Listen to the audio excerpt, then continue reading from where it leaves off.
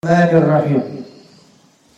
Jadi kemarin sudah kita tegaskan bahwasanya tidak ada dalil menuju kepada Allah Subhanahu wa taala kecuali dengan mengikuti Nabi Muhammad sallallahu alaihi wasallam. Kalau kita pengen menuju Allah, pintunya, jalannya yang bisa membuka dan bisa sampai kepada Allah itu adalah mengikuti Nabi Muhammad sallallahu alaihi wasallam.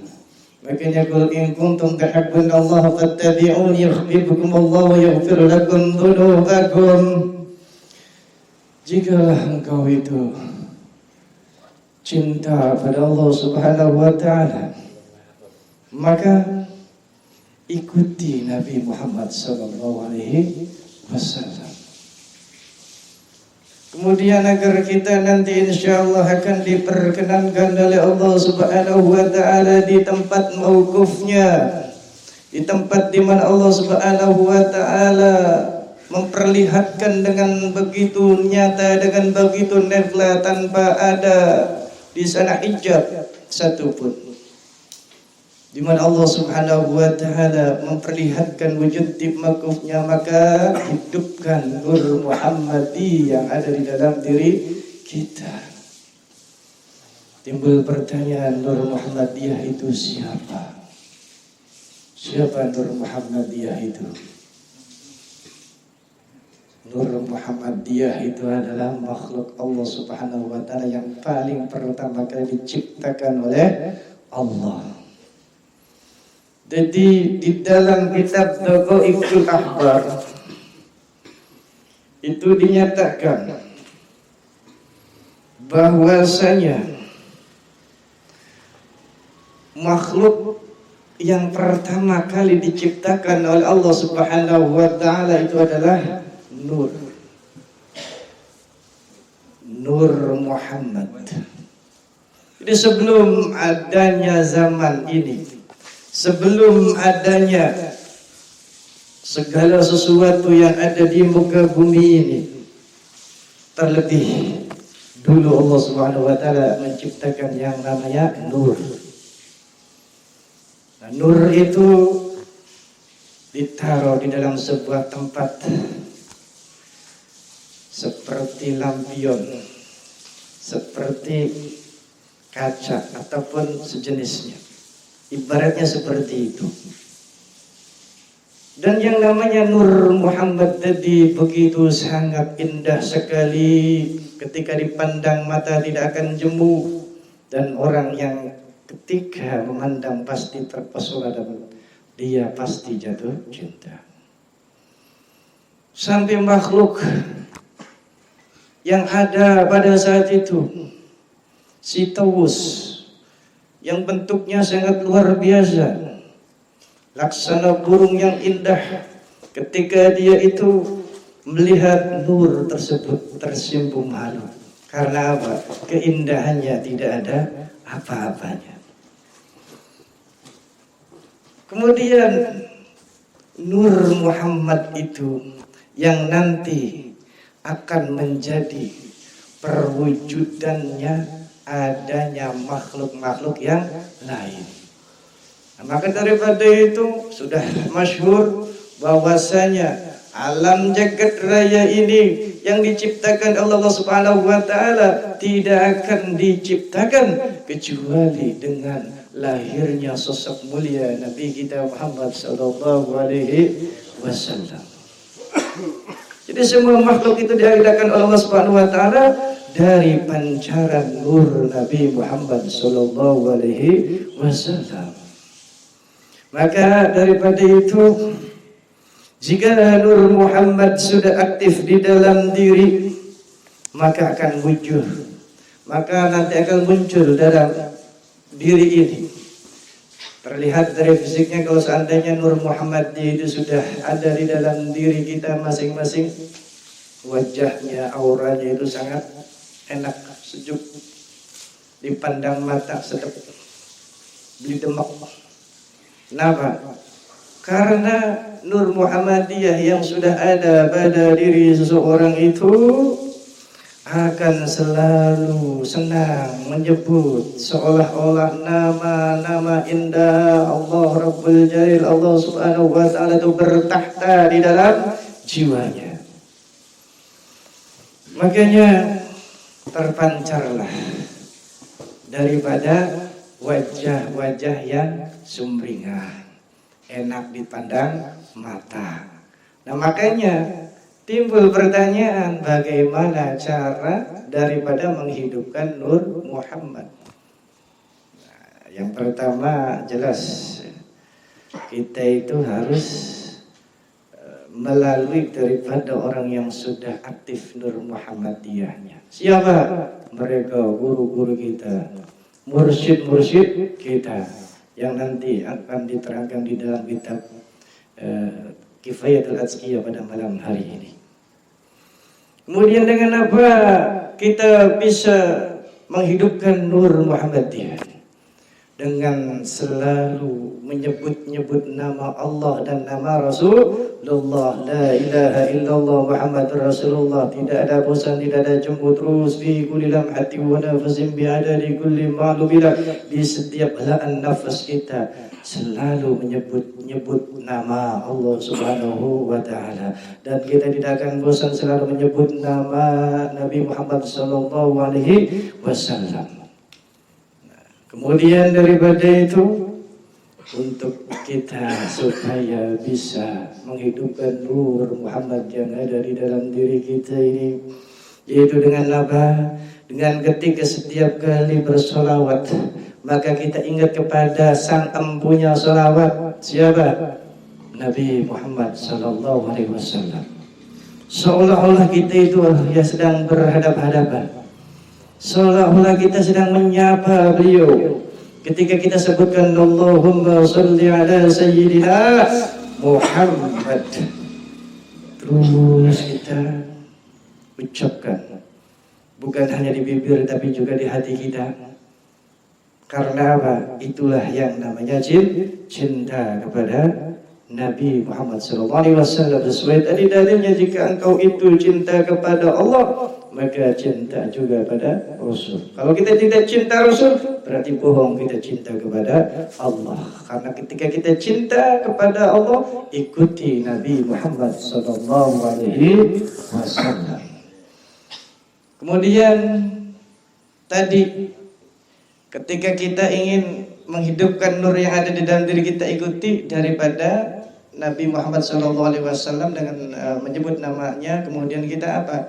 Ikuti ya, cara-cara di mana guru-guru atau masyayikh kita yang bertorikoh, yang sangat bermacam-macam ya, torikoh-torikoh yang ada di dunia ini.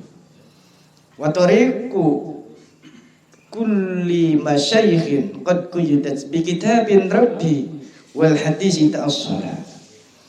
Maksudnya apa daripada kitab Kifayatul Azkiyah nomor 27 ini? Wa tariqu kulli masyayikh, dan jalannya dan torikohnya setiap daripada guru-guru kita, qad quyidat, sungguh sangat berpegang teguh, sungguh bercekalan kuat, bi kitabi rabbi, dengan kitabnya Allah Subhanahu wa Ta'ala, wal hadis, dan hadis, ta'assala, sebagaimana asal muasalnya. Artinya apa? Ketika engkau menyatakan saya itu sebagai subscriber Nabi Muhammad SAW, sebagai pengikut Nabi Muhammad SAW, maka kita akan mendapatkan sebuah daripada kebahagiaan ketika kita hidup di dunia ini, kemudian juga bisa menjadi sebab kesempurnaan kita hidup di dunia ini. Kemudian kita akan diangkat kedudukannya, diangkat pangkatnya di sisi Allah Subhanahu wa Ta'ala dengan derajat yang sangat luar biasa tinggi. Oleh karena daripada itu, pengarang kitab itu mengingatkan kepada kita, nabbahu, mengingatkan kepada kita, bila mana kita berpikir syekh-syekh kita, guru-guru kita itu bagaimana, Wa in ta'addatta fa hiya mutafarri'atun min kitabillah. Artinya apa? Jika engkau perhatikan, maka setiap daripada thariqah guru-guru kita itu pasti bersumber min kitabillahi wa sunnati. Bersumber daripada Al-Quran, bersumber daripada hadis. Laisa bi kharijati anhuma, tidak akan mungkin keluar daripada Al-Quran dan hadis. Nah, jadi jangan kita istilah ragu, apakah thariqah itu benar enggak ya? Karena sebagian mungkin orang yang enggak cocok dengan thariqah itu menghantam habis-habisan. Thariqah itu ya salah. Thariqah itu kadang dianggap sesat. Padahal pada sini terdirangkan apa? Pasti yang namanya thariqah guru-guru kita itu mengikuti daripada Al-Quran dan Al-Hadis. Bisa dibuktikan? Ya iya. Innaha kulluha muratibatun. Innaha kullaha muratibatun alaihima wa mufiqutun lahuma. Artinya sesungguhnya thariqah guru-guru kita itu pasti dia akan tersusun ya, di dalam mengamalkan amalan-amalannya terhadap Al-Quran dan Al-Hadis. Wa muwafiqatun lahuma, dan pasti bersesuaian dengan Al-Quran dan Al-Hadis. La takhruju anhuma, tidak akan mungkin ya mereka semua mengamalkan sesuatu itu keluar daripada Al-Quran dan Al-Hadis. Seperti contohnya yang diucapkan oleh Abu Qasim An-Nasrabadi, beliau itu berbicara, berkomentar tentang masalah tasawuf. Aslut tasawufi mulazimatul kitabi was sunnati. Artinya apa? Asal muasal tasawuf yang original yaitu adalah melazimkan, menetapkan ya, mengamalkan daripada sumbernya kitab Al-Quran dan sunnahnya Nabi Muhammad SAW. Kemudian juga orang yang tasawuf itu watarokal ahwa, meninggalkan daripada hawanya. Apa itu hawa? Keinginan ya, yang biasanya mengajak kepada yang kesenangan sehingga lupa kepada Allah Subhanahu wa taala. Itu dah hawa. Wal bid'ah. Orang-orang ahli-ahli thariqah itu tidak akan membuat sesuatu yang baru. Tapi apa? Justru sebaliknya, mereka semua mengikuti, bukan membuat hal yang baru. Mengikuti Nabi SAW. Kemudian juga orang yang berthariqah itu sangat luar biasa, angka ungguhnya, tata keramanya. Dibuktikan oleh ta'zimu hurumatil masyayikh. Mereka semua mengagumkan ataupun dia itu menghormati guru-gurunya seperti orang tuanya. Tapi ingat, jangan sampai kemudian kita salah tafsir wa ta'zimu hurumatil masyayikh itu kita mengagumkan syekh-syekh itu, guru-guru kita seperti mendewakannya, bukan. Ya, kita hormat seperti dia itu adalah orang tua kita. Wal mulazimatu alal aurat. Kemudian juga orang-orang yang bertasawuf itu akan membiasakan dirinya itu untuk selalu mudawamahkan membaca wiridan. Wiridan dengan zikir itu beda. Kalau zikir tanpa batas, karena apa? Dari pagi sampai sore, sore sampai pagi, 24 jam kita dianjurkan zikir. Tapi kalau wirid ada batasannya. Dan setiap thariqah macam-macam batasannya ya. Guru itu sudah menakar, di sini mah sekian saja, di sini sekian saja ya, sesuai dengan istilahnya aturan yang diarahkan sama guru-guru masyayikh kita. Kemudian irtika berrahsi, kemudian wataraka irtika berrahsi, artinya meninggalkan daripada kita alasan-alasan yang mudah. Artinya kita tidak jadi orang yang cemen ya. Dikit-dikit kemudian kita tinggalkan daripada amalan-amalan. Dikit-dikit kita tinggalin dengan alasan-alasan yang sepele. Katakanlah apa? Biasanya pegal, lelah, ngantuk dan lain sebagainya. Orang tasawuf tidak peduli ngantuk, tidak peduli lagi repot, tidak peduli apa. Ketika dia sudah menjadi kewajiban, lakukan. Sunnah, oke. Gitu. Kemudian juga dia tidak menjadikan takwil daripada dalil-dalil yang ada untuk menguatkan dia untuk meninggalkan daripada amalan-amalan sunnah ataupun yang ada di dalam syariat agama kita. Kemudian juga ketika ada kita hidup di dunia ini melihat seseorang, misal di sini siapa ini? Dennis Bay. Dennis ceritanya itu melihat seseorang, kemudian seseorang tadi mengaku saya itu dekat dengan Allah, saya adalah wali Allah. Tetapi ketika dia mengaku seperti itu, halatan takhruju an haddil ilmi syar'i, ketika diperhatikan tingkah lakunya itu keluar daripada batasan-batasan ilmu syariat, ilmu fikih, dia bersimpangan, tidak bersesuaian. Jangankan hal yang besar, hal yang kecil saja itu jadi batal kewaliannya. Contoh, ada orang istilahnya itu ingin berkunjung ke seorang wali. Ayo kita berkunjung kepada wali. Kemudian berkunjunglah dia dan dia sampai. Ketika dia sampai, si wali tersebut konon katanya lagi di masjid. Pada saat di masjid dia itu membuang ludahnya padahal. Buang ludah sepele, enggak dosa, enggak masalah. Tapi yang berkunjung tadi jangan deket dia, jauhi. Dia bukan wali karena apa? Menyepelekan sesuatu yang ada di masjid. Sedangkan sunnahnya daripada Nabi di dalam masjid harus kita muliakan masjid.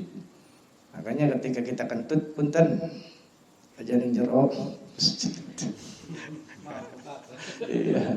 Kalau kita kentut, wis orang pakan tadi wali. Iya.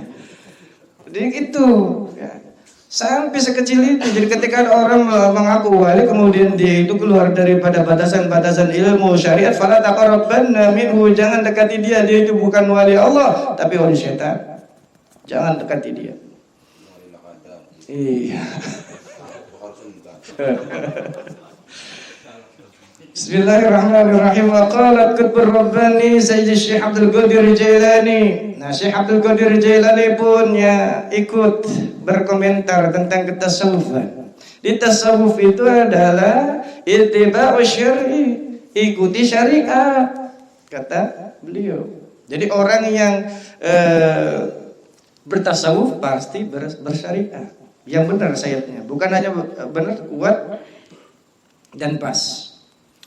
Dan ketika kita ittiba'u syar'i mujibu li sa'adatid darain, ketika kita ikuti agama ini, insyaallah akan mewajibkan diri daripada orang yang mengikuti daripada agamanya itu kepada kebahagiaan darain, dunia dan di akhirat. Amin ya rabbal alamin. Ikhdar ay yakhrajaka min dairatihi. Takutlah kita itu keluar daripada daerah agama. Artinya kita itu takut jangan sampai kita itu jauh daripada tuntunan syariat. Takutlah kita itu berpisah dengan orang-orang ahli agama, ahli syariat. Dan berkata pula Syekh Abdul Qadir Jailani, aqrabut thariq, dekat-dekatnya seseorang itu ya menuju kepada Allah Subhanahu wa taala. Jadi ada jalan yang paling dekat-dekatnya menuju kepada Allah Subhanahu wa taala, luzumun gununul ubudiyati, yaitu adalah dia menetapkan, mengistiqomahkan, meyakinkan dalam penghambaannya kepada Allah Subhanahu wa taala sebagai makhluk, tapi disertai wal istimsaki bi urwati syariah. Artinya apa? Berpegang teguh dengan tali syariat Islam secara kuat. Kemudian istiqomah kepada ketakwaannya. Nah, itu adalah orang yang bertasawuf. Kemudian juga orang yang tasawuf itu Awfarun nas, dia itu akan lari daripada manusia. Artinya apa? Dia lebih memilih ya bangga ketika bercinta dengan Allah. Dia lebih memilih ya ketika mengikuti Rasulullah. Dengan manusia seperlunya saja, begitu. Wa man dhanna yablugha gharadan ayyadhfara bi muradin la bi tariqil muttabi'ati fa huwa matrudun. Jadi ada orang yang merasa yakin dengan dirinya, saya adalah orang yang sudah sampai kepada sudah berjumpa dengan Allah, saya menjadi kekasih Allah Subhanahu wa taala. Tetapi dengan caranya sendiri. Bukan dengan cara dia itu mengikuti sunnah Nabi, fa huwa matrudun, kewaliannya itu ditolak. Nah, makanya di sini kita harus ya hati-hati pula kepada hal ini. Karena banyak jebakan. Qala bil awarif, kemudian di dalam kitab Ariful Ma'arif itu ya dinyatakan kalau ada orang yang menyatakan seperti itu berarti huwa ainul ilhadi, dia itu adalah orang yang nyata telah melampaui daripada batasan. Itu salah, sesat. Kemudian zindik, artinya zindik dia itu orang yang istilahnya sangat berdosa. Kemudian dia ibad, artinya apa? Jauh daripada jalan yang benar. Makanya faqullu haqiqatin raddat syari'ata, setiap daripada hakikat yang menolak dengan syariatnya maka dia itu adalah zindikun. Artinya apa? Salah, sesat, ataupun bisa jadi di situ melakukan dosa yang sangat besar. Dan dia menjadi orang yang tertipu, menjadi orang yang bodoh. Kalau seandainya dia itu berhakikat tapi syariatnya ia tinggalkan. Karena apa? Syariat, ada syariat hakul ubudiyah. Syariat itu adalah bentuk daripada nyata penghambaan kita kepada Allah Subhanahu wa taala, dan hakikat itu adalah hakikatul ubudiyah, yaitu adalah rasa di dalam penghambaan kita kepada Allah Subhanahu wa taala. Kemudian juga di situ ada yang berkomentar Al-Junaidi ya, bahwasanya golonganku ini ya, golonganku, kata Syekh Junaidi ya, Syekh Junaidi itu adalah salah satu orang yang istilahnya pendiri daripada Syekh Qadir ya, Tariqah Qadiriyah. Al-Junaidi madhabun, artinya golongan kami itu adalah golongan yang muqayyid, artinya bercekalan kuat dengan apa? Dengan kitab Al-Quran dan Sunnah. Makanya setiap jalan, setiap thariqah yang ada, semua thariqah itu akan tertutup kecuali dia itu mengikuti sunnahnya Nabi Muhammad sallallahu alaihi wasallam. Dengan kata lain, siapa yang tidak menjaga Al-Quran, siapa yang tidak menjaga sunnahnya, artinya siapa yang tidak mengamalkan sesuai dengan Al-Quran dan Al-Hadis, maka semuanya itu ya akan tertolak dan tertolak. Karena golonganku, kata Syekh Junaidi, berkaitan ataupun berpegang teguh dengan Al-Quran dan Al-Hadis. Kemudian ya ada sedikit daripada tambahan yang ada di dalam sini. Bismillahirrahmanirrahim. Untuk ini, untuk guru atau masyayikh ya, atau guru thariqah sebenarnya, yang jelas bahwasanya intinya begini, langsung saja kepada intinya, tidak usah panjang lebar. Jadi seorang guru thariqah itu ya mesti mempunyai ilmu syariat yang dalam, yang pertama. Karena apa? Disebut syekh thariqah itu ya, kalau tidak mempunyai syariat yang luas dan ilmu-ilmu alat untuk katakannya nahwu, sorofnya ya, mantik balagnya dan lain sebagainya tidak menguasai, maka tidak akan ketemu. Nah, makanya untuk masyayikh pasti mereka itu adalah orang-orang yang cerdas. Seperti siapa? Hasan Asyadzali, kemudian punya murid Abul Abbas Al-Mursi, punya murid lagi Sayyid Yaqut Al-Arsy, kemudian ya ada punya murid lagi si Syekh Mursi tadi, Syekh daripada Tajuddin Ibnu Athaillah. Nah, mereka semua adalah orang-orang yang ahli thariqah dan tabahharuhu fi ulumi syariah. Mereka semua adalah orang-orang yang menguasai dalam bidang ilmu syariatnya. Jadi kalau seandainya menjadi guru thariqah itu tidak mempunyai ilmu yang luas dan dalam, maka dia tidak akan bisa usul atau tidak akan sampai kepada Allah Subhanahu wa taala. Ya, seperti itu. Kemudian juga nanti muridnya tidak akan istilahnya bisa membimbing dengan baik. Ya. Tapi ada juga sih istilahnya ya seorang syekh ataupun thariqah yang tidak mendalami daripada ilmunya, tapi dia dalam pengamalannya. Ada yang seperti itu, ya ada memang. Ya. Tapi di dalam kitab ini diterangkan bahwasanya syekh ya atau masyayikh daripada thariqah itu pasti mempunyai ilmu yang sangat dalam. Kemudian juga ketika kita pengen mengetahui hal-hal itu semua, pelajari di dalam kitab Ariful Ma'rif. Kemudian yang kedua di kitab daripada Riyadhus Shalihin. Di sana banyak sekali yang menerangkan tentang bagaimana jalan kita menuju akhirat dengan baik, bagaimana adabnya kita seorang sang pengembara rohani, ya daripada sifat-sifat zuhud yang benar bagaimana, kemudian juga mentarbiyah jiwa kita itu bagaimana supaya jiwa kita itu menjadi jiwa-jiwa yang baik, kemudian juga mendidik daripada akhlak-akhlak kita bagaimana supaya menjadi akhlak yang terpuji, kemudian juga mensucikan hati kita dan menjaga daripada jawarih kita ataupun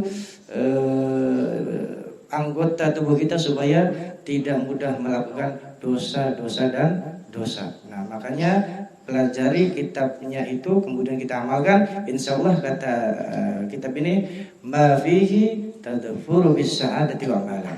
Ketika kita itu mempelajari kitab Ariful Ma'rif, kita mempelajari kitab Riyadhus Shalihin, kemudian kita mengikuti daripada hukum-hukum yang ada di dalam kitab tersebut, kita akan menjadi orang yang berbahagia, akan menjadi orang yang beruntung karena mengamalkan apa-apa yang di dalam kitab tersebut. Wallahu a'lam bishawab.